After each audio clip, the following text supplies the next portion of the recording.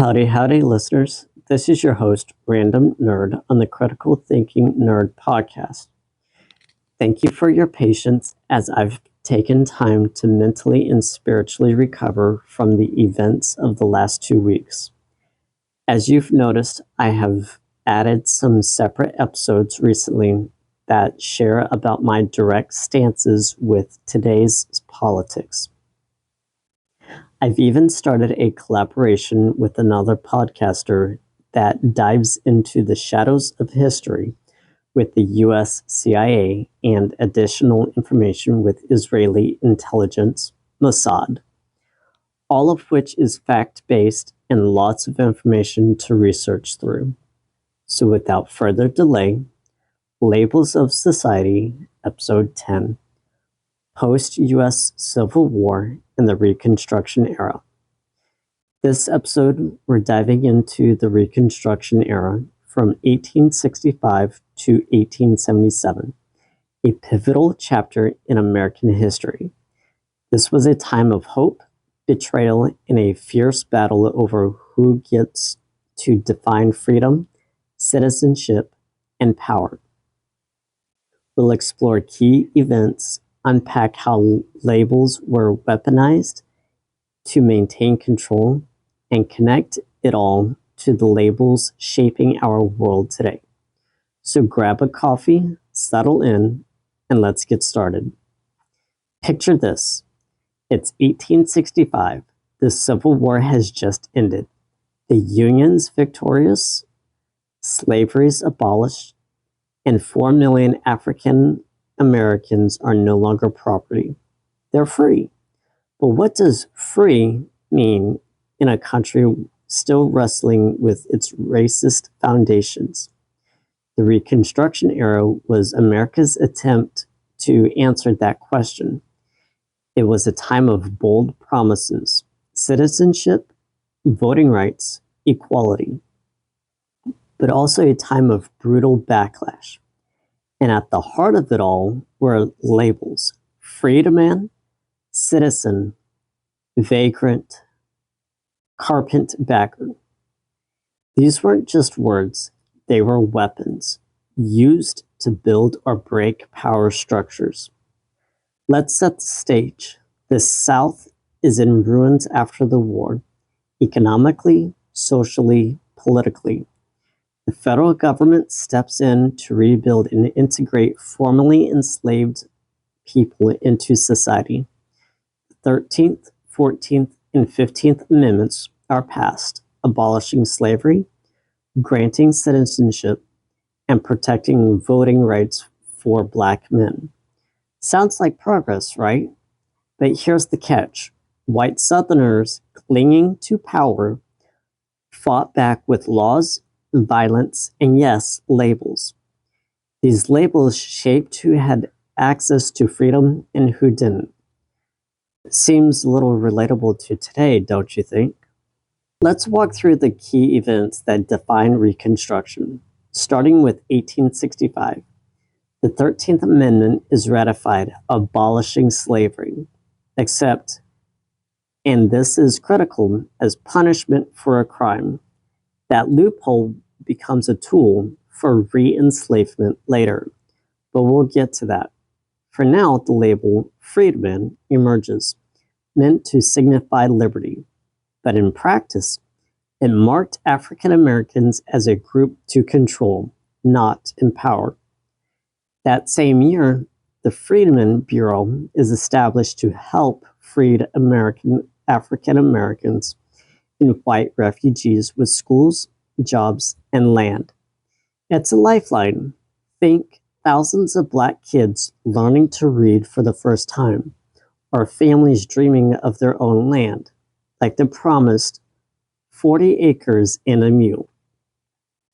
But the Bureau's underfunded and white Southerners hate it, labeling its workers meddlers and freed people as lazy or dependent to justify blocking their progress. In 1866, the Civil Rights Act declared everyone born in the U.S. a citizen, aiming to tear down the black codes. Laws Southern states passed to restrict freed people's rights, like banning them from owning guns or traveling freely. These codes labeled African Americans as vagrants for minor infractions, funneling them into convict leasing, where they are forced to work in brutal conditions. Sound familiar? It's slavery by another name, all enabled by a label. That same year, a new player emerges, the Ku Klux Klan, founded in Tennessee. The KKK uses terror, lynching, beatings, arson to intimidate Black voters and their allies. They label African Americans as threats to white society, painting them as dangerous or unfit for freedom. This isn't just violence, it's a campaign to control the narrative, to keep Black people down through fear and dehumanizing labels. Quick question: who keeps using these dehumanizing labels and fear tactics in today's society? But there's pushback. In 1868, the 14th Amendment grants citizenship and equal protection under the law. 2 years later, the 15th Amendment guarantees Black men the right to vote. Suddenly, African Americans are elected to office, hundreds in state legislatures, even Congress. Imagine the hope. Black citizens, labeled freemen, now shaping the nation's laws. The white Southerners counter with poll taxes, literacy tests, and labels like ignorant or corrupt to discredit Black voters. The violence escalates. In 1873, the Colfax Massacre in Louisiana sees a white mob slaughter over 100 Black voters defending a courthouse. The Supreme Court's later ruling in United States versus Cruikshank weakens federal protections, giving white supremacists a green light.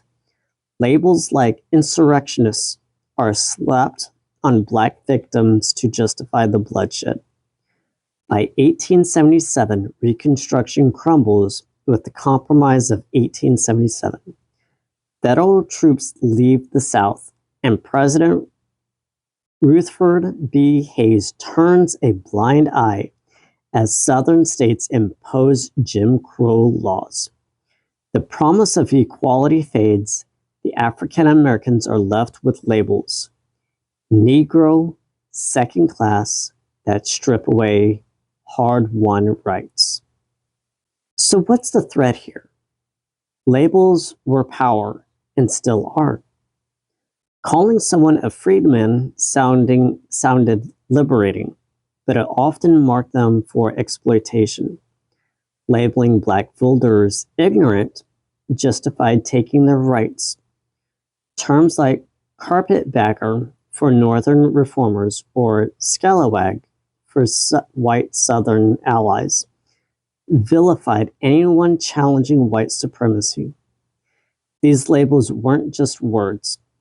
They controlled who got land, votes, or even safety. Let's fast forward to today. How does this connect to our world? Labels still shape out power dynamics. Labels of today have expanded to phrases and twisting of words. Phrases like, who will pick our crops? I'm not here to make biases, but to emphasize on the blatant facts. Economic labels are just as potent. During Reconstruction, sharecropping trapped freed people in debt, labeled as dependent. Today, terms like low-skilled worker or welfare recipient often carry racial undertones. used to limit access to wealth or opportunity. Redlining's legacy, where Black neighborhoods were labeled high risk, still drive housing inequality. Late in 2019, the median white family had 188,000 in wealth compared to 24,000 for Black families. Labels shape who gets a seat at the table.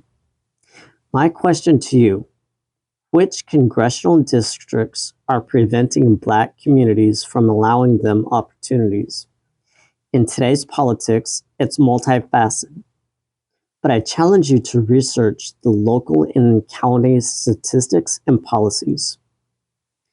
Politically, the echoes are stark.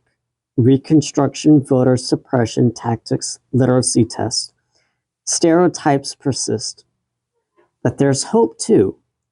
Just as African Americans in Reconstruction built schools and ran for office, redefining freedom as resilience, today's activists reclaim label.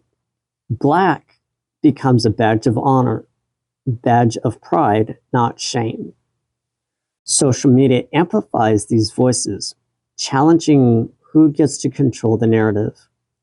Separately, social media also amplifies the power dynamics of rhetoric for labels. The Reconstruction era teaches us that labels aren't just words. They're tools of power used to control or liberate.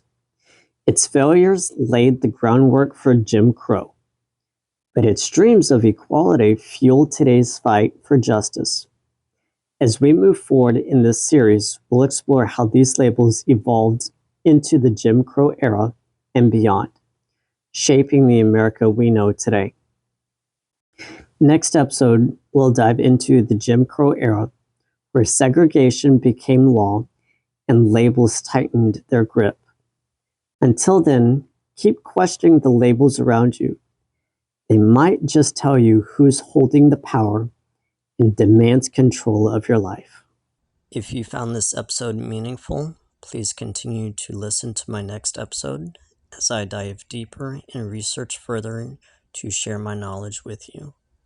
Thank you.